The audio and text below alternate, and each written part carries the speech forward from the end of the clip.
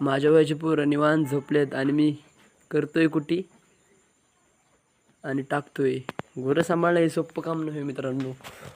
दररोज उठून मेहनत करावी लागते. पहाटे 5 ते संध्याकाळी 6. 6 बी नव्हे तर 8-9 वाजून जातात. जेवणाला 10 वाजते संध्याकाळच्या, दुपारच्या जेवणाला 10.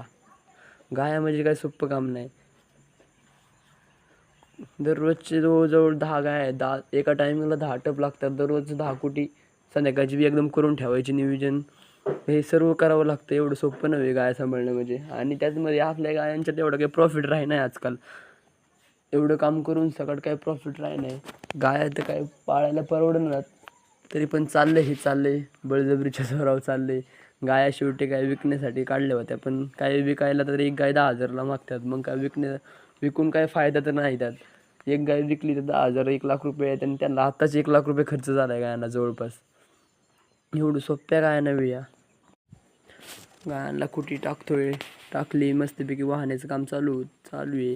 आणि सगळ्यात एक महत्त्वाची गोष्ट म्हणजे गायांना चारा हा 2 टाईमच दिला पाहिजे. आणि चारा हा 2 टाईमच देतो आपण, पण त्यात काय बदल नाही. कुटी वाहतोय, वाहून थकलो शेवटी बरं घामाघूम झालो. नको झालं ते गायांनी. तर काय चालू आहे. निम्मी कुट्टी झाली बघा, नेमकी लाईट गेली. इतका मला भारी वाटलं की यार आपली कुट्टी झाली मस्तपैकी ओकेमध्ये. वाहून बिहून झाली. गायांना 10 टप टाकून 10 टप शिल्लक येतात. असलं भारी वाटलं की यार पावसा पाण्याचा दिवस आहे, लाईट ठिकाणी आता शेण भरायची सुरुवात केली. आता मग शेण टाकून मस्तपैकी आता खोराक भिजायला घालायचे थोड्या वेळाने. तर शेणाला सुरुवात केली.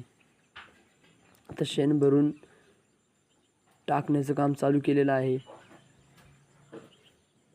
तुम्हाला सांगतो मित्रांनो, गाय ह्या धंद्यात झोप अजिबात लागत नाही. सोपं नाही हे काम. वाटतं तेवढं तर अजिबात सोपं नाही. दिसायला प्रॉफिट आहे फक्त. ही काळं आलं आणि मला घाबरवते.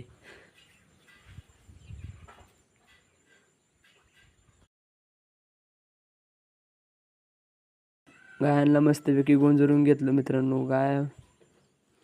गाया ह्या कशा मग चमचमीत दिसतात. जय हिंद जय महाराष्ट्र मित्रांनो.